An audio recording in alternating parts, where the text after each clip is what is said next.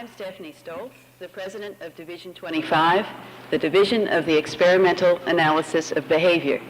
My division shares with Division 28, Psychopharmacology, the major sponsorship of this session. Other divisions joining us in sponsoring Professor Skinner's talk are Divisions 2, the Teaching Psychology, 6, Physiological and Comparative, and 15, Educational Psychology. I'm greatly honored to have the opportunity to introduce Professor Skinner to you. I believe he is one of a very small number of people whose ideas have widely influenced the behavior of people living in this century. I was born in 1938, the year of publication of Professor Skinner's book, The Behavior of Organisms. So I don't know a world that didn't know Professor Skinner. Professor Skinner's research, as reported at length in that book, marked the founding of the scientific discipline of the experimental analysis of behavior. The focus of the experimental analysis of behavior is on an understanding of organisms in the interactions with a responsive environment. Professor Skinner's research and the research of his students and others following the behavioral approach is changing how people speak about themselves. Professor Skinner gave us a view of the nature of the human organism that changes how we behave in our daily lives, and a methodological tool that has made it possible to increase our understanding of the laws of behavior and to give significant help to the needy of the world.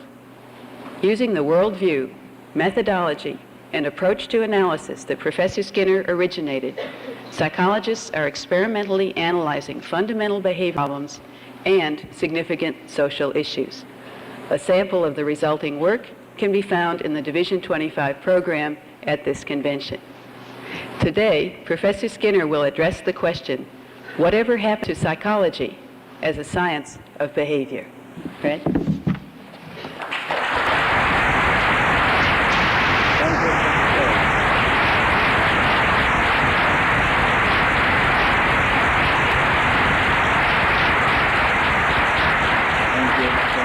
Ladies and gentlemen, did you all hear her easily? I want to check up on audio. I've given papers here, and then afterward someone has said the trouble was I couldn't hear you very well, and that's not an enforcing comment. As anyone, I will probably be about in this position, and I will look down at my manuscript and back up, and is it coming through all right? No complaints, all right. There can scarcely be any subject matter more familiar than human behavior. We are always in the presence of at least one behaving person. Can there be anything more important, whether it is our own behavior, or of those with whom we deal every day, or those who are responsible for what is going on in the world at large? Nevertheless, it is certainly not the thing we understand best.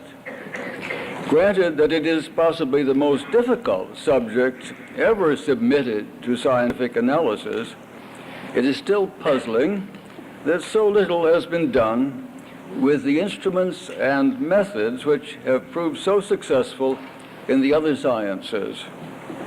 One possible explanation is that for thousands of years, behavior has been regarded as the mere expression or symptom of more important things going on inside the behaving person.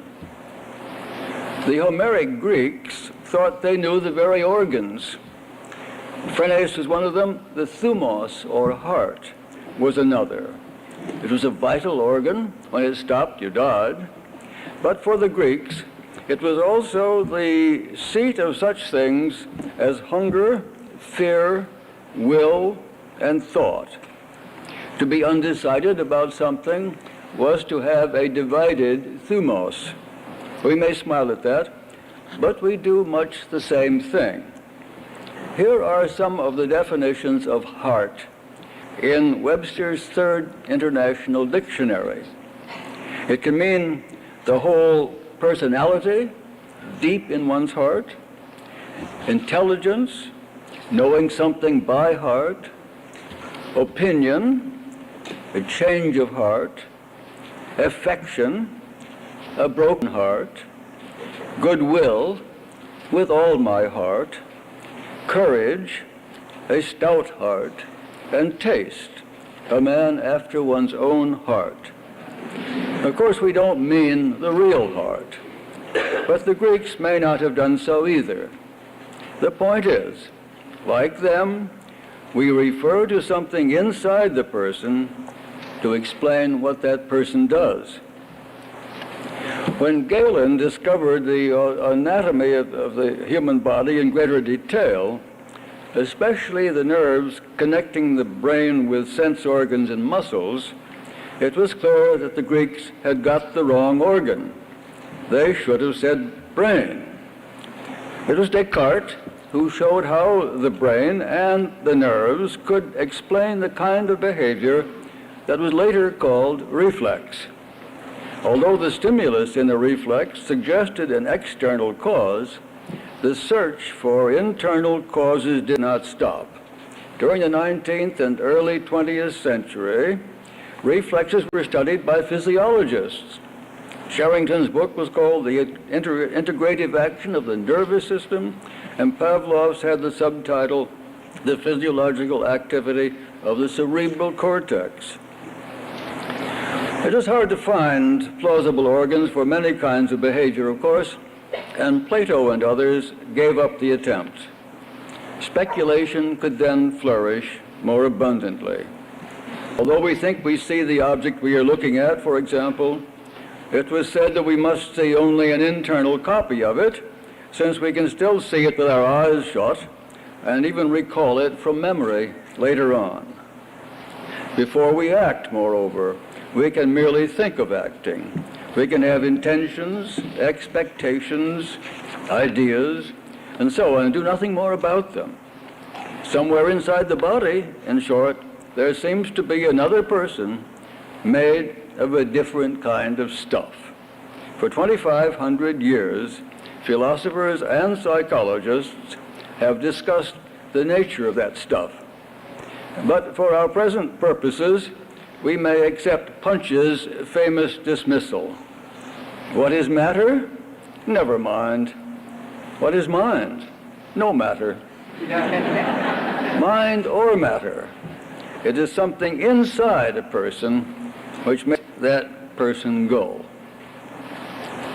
The theory of evolution raised a different question about those internal causes. Non-human animals had reflexes and organs, but did they have minds? Darwin, concerned with the continuity of species, said yes, and he and his contemporaries could cite examples that seemed to prove him right. It was Lloyd Morgan who objected that the examples could be explained in other ways, and Watson who took the inevitable next step and contended that the same thing could be said of human animals too. An early form of behaviorism was born. The predilection for internal causes survived, probably as a reaction to the heavily mentalistic psychology of the time. The existence of consciousness was a central issue in early behaviorism. Experiments were designed to show that animals either could or could not do everything traditionally attributed to feelings or states of mind. If they could not, something like a mental life would have to be recognized. Perhaps because Watson first studied instincts, he replaced feelings and states of mind with habits.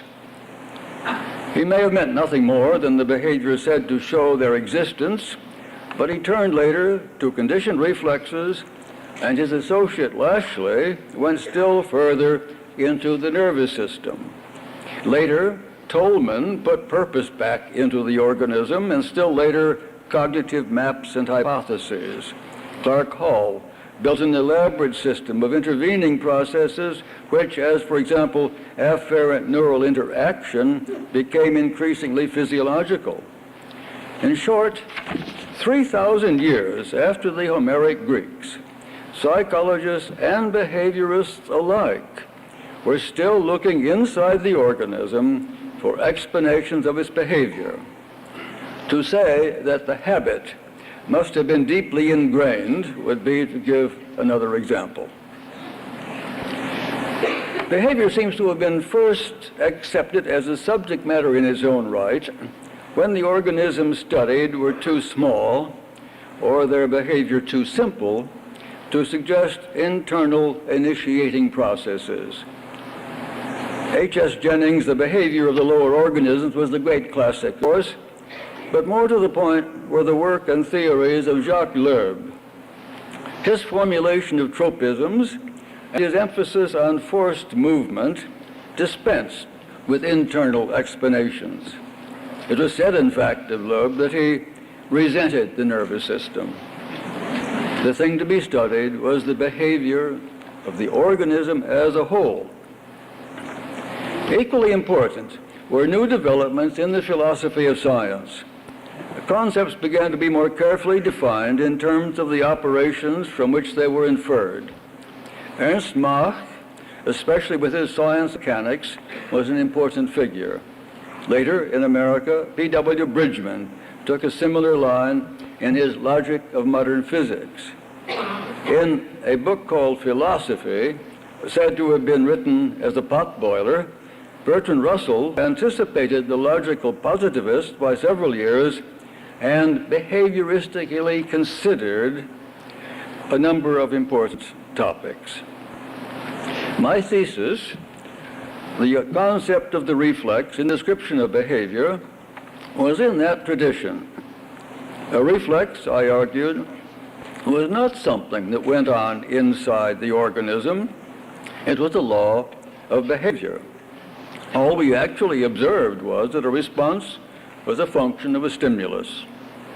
It could also be a function of variables in the fields of conditioning, motivation, and emotion, but they too were outside the organism. I call them third variables, but Tolman later put them back inside and called them intervening. It was easy to make my case because reflexes, conditioned or unconditioned, compose only a small part of the behavior of an organism. The research I was doing at the time had a broader aspect, however. The environment not only triggered behavior, it selected it. The consequences, indeed, seemed to be more important than antecedents.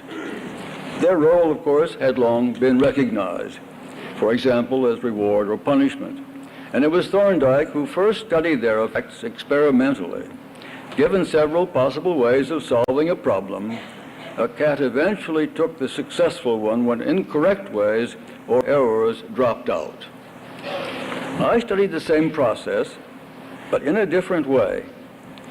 Prompted by Pavlov's emphasis on the concept of conditions, on the control of conditions, I made sure that all Thorndike's errors had been eliminated before a successful response could be made. A single reinforcing consequence was then enough. The response was immediately and rapidly repeated. I called the process operant conditioning, of course. Thorndike had attributed his effect to feelings of satisfaction and annoyance, which were, of course, inside the organism. But I traced the strengthening effect of an operant reinforcer to its survival value in the natural selection of the species. My first arrangements of setting response and consequence were quite simple, but increasingly complex contingencies of reinforcement have been studied for more than 50 years in laboratories throughout the world. Most of the work has been done with non-human animals, primarily in order to cover a wider range of conditions than would be feasible with human subjects, and to avoid verbal contamination. The contamination has also been studied, however. Verbal behavior differs from nonverbal only in certain features of the contingencies of reinforcement. The difference is important. The verbal stimuli we call advice, rules, or laws describe or allude to contingencies of reinforcement. When advice has been given, or rules and laws formulated, people may behave for two very different reasons. Their behavior may have been more directly reinforced by its consequences, or they may be indirectly responding to descriptions of the contingencies. Verbal contingencies also bring the important fields of psychology within range of an operant analysis. Behavior analysts do not ignore consciousness, nor have they brought mental events back into their science. They have simply analyzed the verbal contingencies which bring private events into control of the perceptual behavior called introspecting or feeling.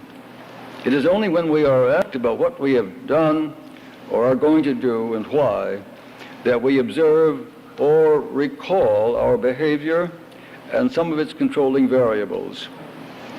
Until we have done so, we are unconscious of our behavior. But we have no reason to say that the unconscious is a place in which strange things happen, or that consciousness is a state of mind. Other kinds of verbal contingencies generate the behavior we call self-management or thinking, especially when we solve problems by manipulating rules rather than contingencies of reinforcement. Much of such an analysis is at the moment only an interpretation. Just as astronomers interpret the waves and particles reaching the Earth from outer space with what has been learned about under much more favorable circumstances in the laboratory, especially in high-energy physics, so we use what has been learned from the experimental analysis of behavior to explain what people do under conditions which cannot be comparably controlled. There is a curious parallel with the history of the study of innate behavior. Ethologists no longer watch what animals do primarily to discover their feelings, insights, or characters. Instead, they look for the contribution which their behavior makes to natural selection. Similarly, research on operant behavior is not designed to find evidence of internal processes, either mental or physiological, but to study the effect of a different selective consequence, operant reinforcement. The preoccupation with internal explanatory agents has, so to speak, broken behavior into fragments. Psychophysicists, for example, study the effects of stimuli, but only up to the point at which they are supposedly received by an inner agent. Psycholinguists record changes in the number of words or the length of sentences the child speaks over a period of time, but usually with no record of what happened when the child heard similar words or sentences, or of what consequences followed when the words or sentences were spoken. Psychologists who study verbal learning ask their subjects to memorize and recall nonsense syllables, but the very word nonsense makes it clear that they are not interested in meaningful episodes of behavior. Somehow, the internal entity or process has acted as a starting or stopping place. A bit of sensing is studied by one psychologist, a bit of behaving by another, and a bit of changing by still another. The experimental analysis of behavior puts Humpty Dumpty together again by studying relatively complete episodes, each with a history of reinforcement, a current setting, a response, and a reinforcing consequence. Many of the facts and even some of the principles which psychologists have discovered when they thought they were discovering something else are useful, however. We can accept, for example, what psychophysicists tell us about responses to stimuli without agreeing that they show a mathematical relation between the mental and the physical. We can accept many of the facts reported by cognitive psychologists without believing that their subjects are processing information or storing representations and rules. We can accept the results of research in which subjects respond to descriptions of schedules of reinforcement without believing that they are, quote, subjectively evaluating expected utilities, unquote. It is at this point that an analysis of behavior offers an attractive alternative to traditional explanations which appeal to feelings, states of mind, or traits of character. The analysis has reached into almost every branch of traditional psychology. Yet it has not become psychology, and the question is why not? At least part of the answer may be found in three formidable obstacles which have lain in his path. Obstacle one, humanistic psychology. Many people find the implications of a behavioral analysis disturbing. It seems to reverse the traditional directive action of organism and environment. Instead of saying that the organism sees, attends to, perceives, processes, or otherwise acts upon stimuli, it says that stimuli acquire control of behavior because of the part they play in the contingencies of reinforcement. Instead of saying that an organism stores copies of the contingencies to which it is exposed and later retrieves and responds to them again, it says that the organism is changed by the contingencies and later responds as a changed organism, the contingencies having passed into history. In other words, the environment takes over the control formerly assigned to an internal originating agent. Other features of human behavior, long admired, also seem challenged. A creative mind is one casualty. Following the lead of evolutionary theory, an operant analysis replaces creation with variation and selection. There is no longer any place for a plan, or for purpose, or goal-directedness. Just we do not say that species-specific behavior evolved in order that a species could adapt to the environment, but evolved when it adapted. So we say that operant behavior is not strengthened by reinforcement in order that the individual can adjust to the environment, but is strengthened when the individual adjusts. The replacement of an internal creator seems to threaten personal freedom. Can we be free if the environment controls us? And also in the sense of personal worth. Can we take credit for our achievements if they are merely the products of fortunate circumstances? Still another threat is to ethical, religious, and governmental systems which hold people responsible for their action. Who or what is responsible if unethical, immoral, or illegal behavior is due to heredity, personal history, or irresistible circumstances? Humanistic psychologists have attacked behavior analysis along these lines. Unlike creationists, they have not tried to suppress facts or stop inquiry, but when they call behavioral science Machiavellian, or said that it manipulates people or treats them like objects, they have much the same effect. A science so characterized is less likely to find support or to attract young people as a career. People sometimes protest the fact that their behavior is controlled, as they protest the fact that they will die. But the struggle for freedom or dignity has almost always been a struggle against certain types of control rather than the general fact. Escaping from physical restraint or punishment has had survival value for the species and is therefore part of the human genetic endowment. Having escaped, people feel free. But behavior is equally controlled when it has been positively reinforced. But people then feel free and do not tend to escape unless aversive consequences follow for some other reason. It is not freedom, but the feeling of freedom that matters. Personal worth and responsibility can be analyzed in the same way. Praise and blame are social practices maintained by cultures because of their effects, and have nothing to do with whether behavior is determined. Science of behavior can tell us how to build a world in which people will feel freer and worthier and behave in better ways than ever before.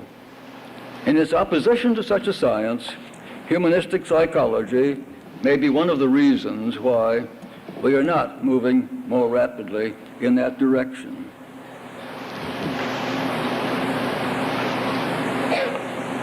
Obstacle 2, psychotherapy.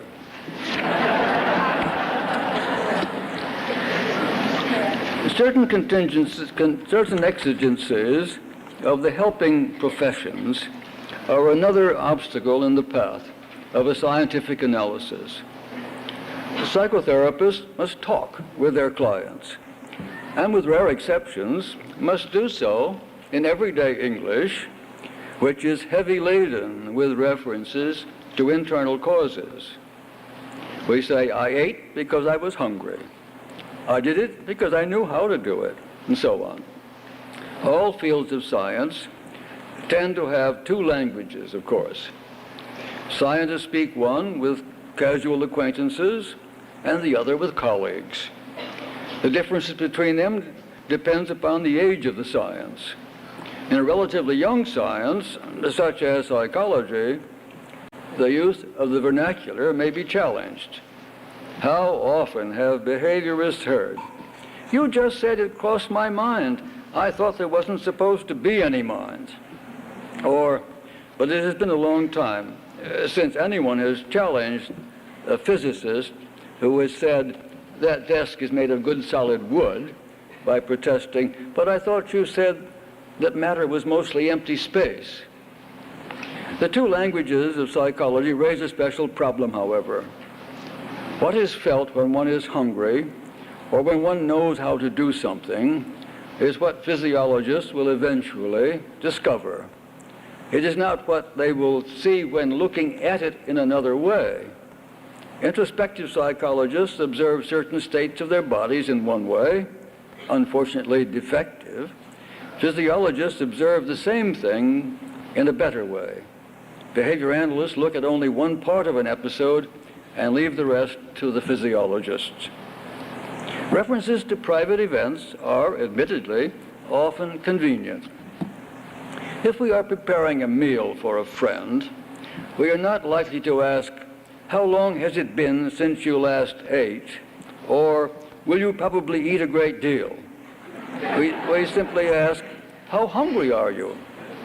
If a friend is driving us to an appointment, we are not likely to ask, "Have you driven there before?" or, "Has anyone told you where it is?"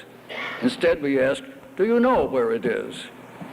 Being hungry and knowing where something is are current effects of personal histories, and what is said about them may be the only available evidence of those histories.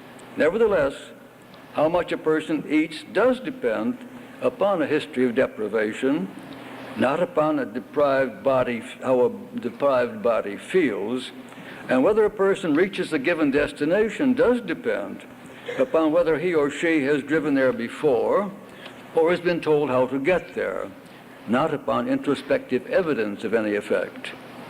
Psychotherapists have to ask people what has happened to them and how they feel about it, because the confidential relationship of therapist and client prevents direct inquiry. It is sometimes argued that what a person remembers may be more important than what actually happened, but that is true only if something else has happened, of which it would also be better to have independent evidence. But what is said is not very reliable. We do not have very good ways of observing the states of our bodies. We have no nerves going to the right places, and those who teach us to describe them have no way at all. We are taught to say, "I'm hungry," for example, by someone who knows perhaps only that we have not eaten for some time. For the continuation, please turn your tape over now. Thank you.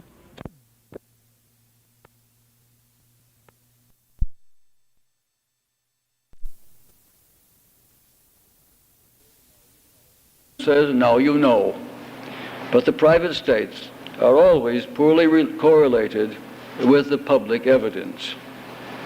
Although the use of reports of feelings and states of mind may often be justified on practical grounds, there is no justification at all for their use in theory making. Psychoanalysts, for example, specialize in feelings. Instead of investigating the early lives of their patients or watching them with their families, friends, or business associates, they ask them what has happened, what they like to do, how they feel, and so on. It is not surprising that they should then construct theories in terms of memories, feelings, and states of mind, or that they should say that an analysis of behavior in terms of environmental histories is lacking in depth. The practical exigencies of the helping professions have obscured another way, have obscured behavior in another way in which an experimental analysis might move forward act more rapidly. Therapists help their clients find a world in which they behave in more effective ways, and they prepare them for such a world by suggesting things to do and describing consequences which may follow.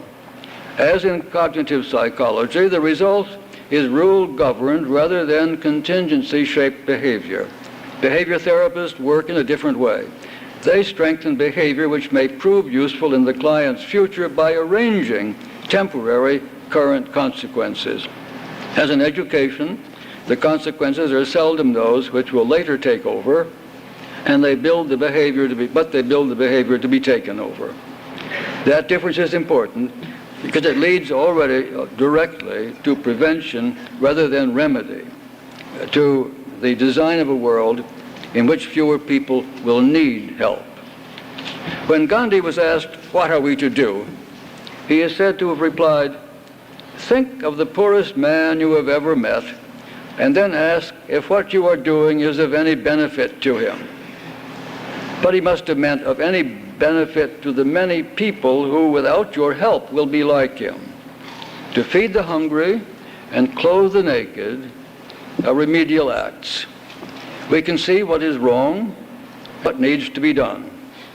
It is much harder to see and to do something about the fact that world agriculture must eventually feed and clothe billions of people, most of them yet unborn.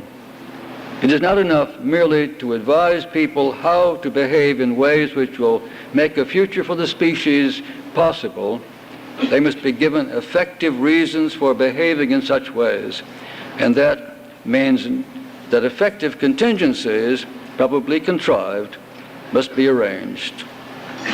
References to feelings and states of mind also have an appealing emotional tone, which behavioral alternatives usually lack, but only to their ultimate advantage. Here is a sample taken from a distinguished publication. If the world is to be saved, men must learn to be noble without being cruel, to be filled with faith, yet open to truth, to be inspired by great purposes without hating those who thwart them. That is an inspiring sentence. We all like nobility, faith, truth, and great purposes, and we dislike cruelty and hatred. But what are we inspired to do? What must we change if people are to behave in noble rather than cruel ways? To accept the word of others, but never without questioning it. To do things which have consequences too remote to serve as reinforcers, and to refrain from attacking those who oppose us. The fault, dear Brutus, is not in our stars, nor in ourselves that we are underlings. The fault is in our world. It is largely a world we have made, and one we must change if the species is to survive. Obstacle 3, and you can see this coming, cognitive psychology. A curve showing the appearance of the word cognitive in the psychological literature would be interesting. The first rise could probably be seen around 1960. The subsequent acceleration would be exponential. Is there any field of psychology today in which something does not seem to be gained by adding that charming adjective to the occasional noun? The popularity may not be too hard to explain. When we became psychologists, we learned new ways of talking about human behavior. If they were behavioristic, they were not very much like the old ways. The old terms were taboo, and eyebrows were raised when we used them. But when certain developments seemed to show that the old ways might be right after all, everyone relaxed. Mind was back. Information theory was one of those developments, computer technology another. Troublesome problems seemed to vanish like magic. A careful study of sensation and perception was no longer needed. One could simply speak of processing information. It was no longer necessary to construct settings in which to observe behavior. One could simply describe them. Rather than observe what people actually did, one could simply ask them what they would probably do. The cognitive psychologists were looking once again inside for internal explanations of behavior. It's clear from the alacrity with which they welcomed support from brain science. They could deny that they were dualists. Brain science would eventually tell them what perceptions, feelings, ideas, and intentions really were. And brain scientists were only too happy to accept the assignment. To complete the account of an episode of behavior, for example, to explain what happens when a reinforcement brings an organism under the control of a given stimulus, is not only beyond the present range of brain science, it would lack the glamour of a revelation about the nature of mind. Cognitive psychologists like to say that the mind is what the brain does, but surely the rest of the body plays a part. The mind is what the body does. It is what the person does. In other words, it is behavior. And that is what behaviorists have been saying for more than half a century. To focus on the brain as an organ is to rejoin the Homeric Greeks in their search for internal causes. Cognitive psychologists and brain scientists have joined to form a new discipline called cognitive science. It is enormously appealing. From a single page in the New York Times Book Review, we learn that the separation of mind and brain, as represented by the separation of psychiatry and neurology, is now blurring.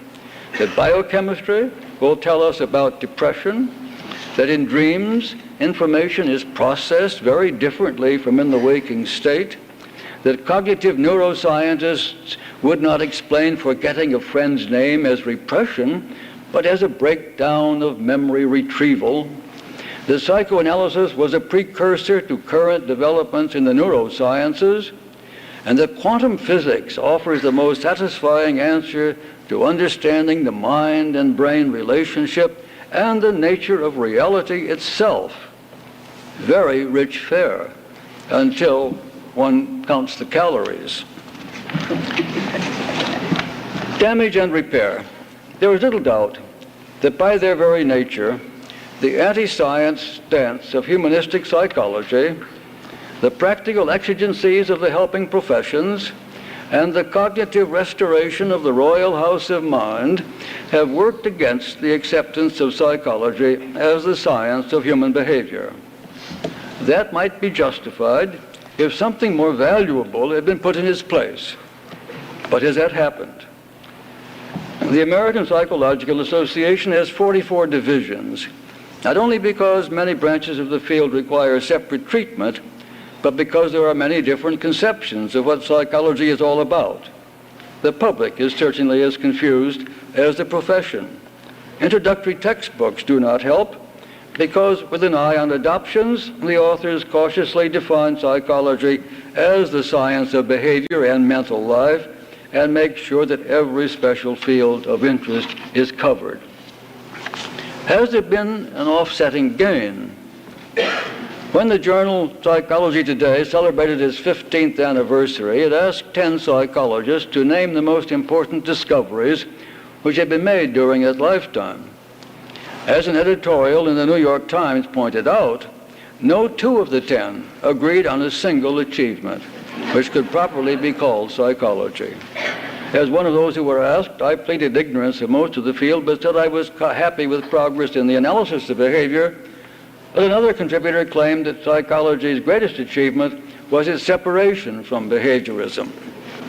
For more than a year, the journal Science has not published a single paper on what could be called psychology. The closest seems to be a long article on memory written by a psychiatrist who took all his data from work on brain-operated or brain-damaged people. Apparently, the editors of Science no longer regard psychology as a member of the scientific community. The continuing search for internal determinants of behavior could be much of the trouble. No introspectively perceived feeling or state of mind has ever been unambiguously identified in either mental or physical terms. No ability or trait of character has ever been statistically established to the satisfaction of everyone. And how these things interact with each other is a further question. How do feelings change intentions? How do memories alter decisions? And of course, how does the mind act upon the body and vice versa? These are hoary old questions, and they have never been adequately answered. They should never have been asked. Behavior is a much simpler subject matter. The key elements, stimulus, response, consequence, are physical events. Their objectivity has been challenged, of course, but the challenges can be answered. A given stimulus may have different effects on different people, but that is true only when it acquired its control from different contingencies of reinforcement. Responses may have different meanings for different people, or for one person at different times, but again, the real difference is in the personal history. The lack of a working conception of the behaving individual makes it hard for psychology to form good relations with other sciences. Physiology, for example. As more and more of the behavior of an organism is found to be a function of environmental variables, the organism is emptied of hypothetical initiators, but what remains is not an empty shell. It is the organism studied by physiologists. There are inevitable gaps in a behavioral account. Stimulus and response are separated in time and space, for example, and so are reinforcement on one day and observed stronger behavior on the next. The gaps can be filled only with the instruments and methods of physiology. But that is very different from asking physiology, and especially neurology, to tell us what perceptions, ideas, traits of character, and so on really are.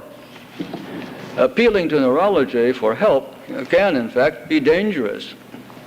Once you have told the world that another science will explain what your key terms really mean, you must forgive the world if it decides that the more important work is being done by the other science. There is no such danger in a cooperation between behavior analysis and physiology, where each half of a joint venture remains in the hands of those who have the appropriate instruments and methods. A third discipline, of course, such as physiological psychology, can study the relationships between the two. The predilection for internal determiners has also obscured the help psychology could give genetics. Once you form the noun ability from the adjective able, you are in trouble. Aqua regia has the ability to dissolve gold. But chemists will not look for the ability. They will look for molecular processes. Much of the controversy about the heritability of intelligence, schizophrenia, delinquency, and the like arises from the conceptualizing of abilities and traits as explanatory entities. Longevity could be called a heritable trait. But rather than try to assign it to a gene, geneticists will look for separate processes, all of which contribute to a long life. The genetics of behavior is much more directly studied by interbreeding organisms which behave in different ways under the controlled conditions of the laboratory. Psychology could also be of more help to sociology, anthropology, linguistics, political science, and economics.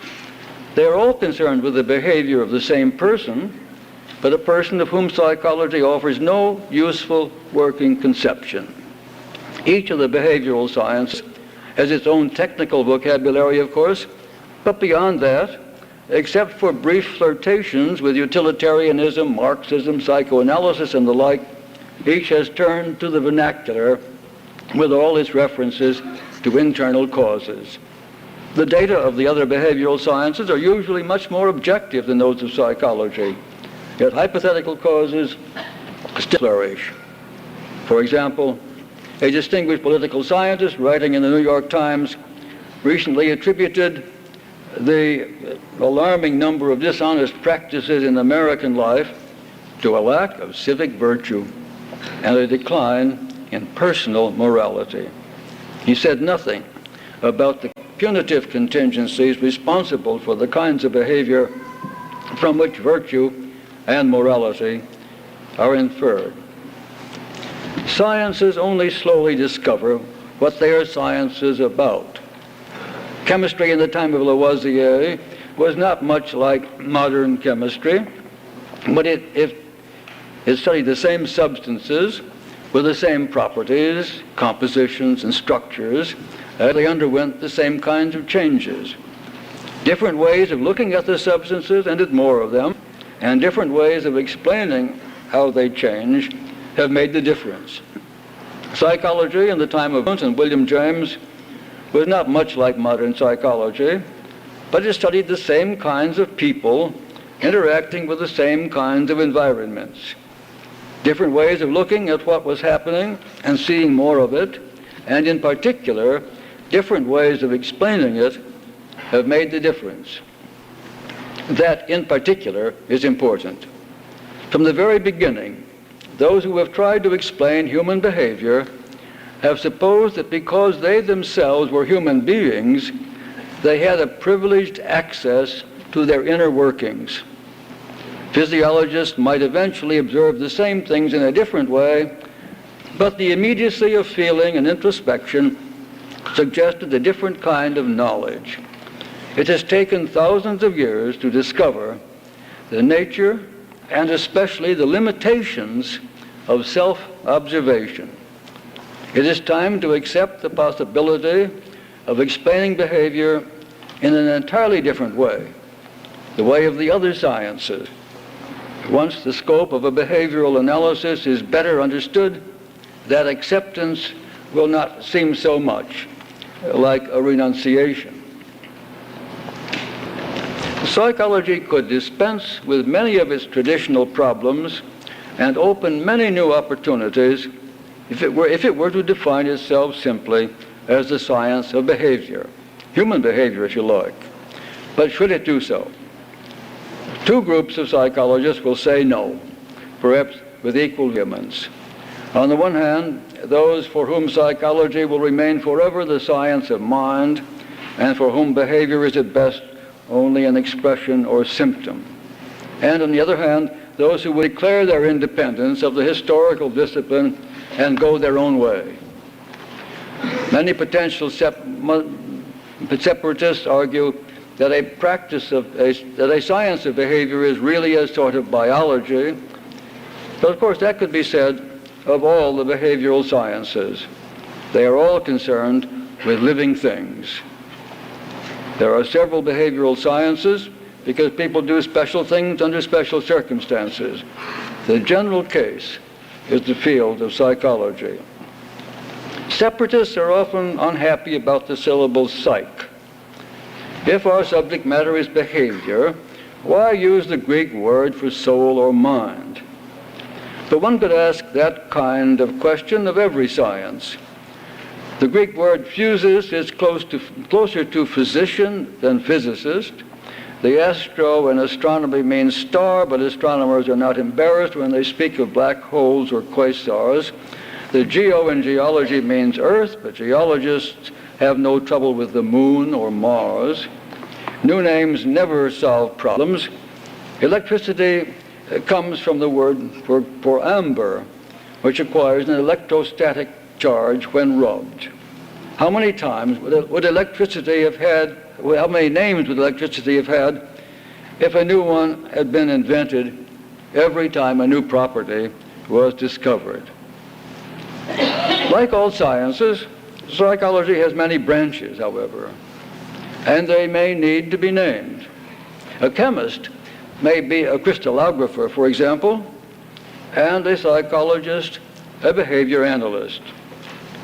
The crystallographer remains a chemist, and the behavior analyst, a psychologist. No matter what philosophers and psychologists have thought or hoped for, human behavior has always been their field. As psychology moves forward as the science of behavior, it may challenge some old and cherished beliefs, as other sciences have done. But if that happens, the beliefs must be reviewed. As the technical vocabulary of such a science moves farther and farther away from the vernacular, problems will arise for those who must use the vernacular in their professional work. But other sciences have solved that problem by carefully distinguishing between the two languages and using the right one in the proper place. As the verbal contingencies responsible for self-observation are better understood, the inaccuracies and limitations of that process will become more obvious. And those who have tried to resuscitate a science of mental life will have to abandon their claim to a privileged information about the inner workings of the human body. A science of behavior, human or non-human, is now well established. The direction of inquiry is clear. All that is needed, if psychology is to take its place with the other sciences, is less talk and more hard work. Thank you.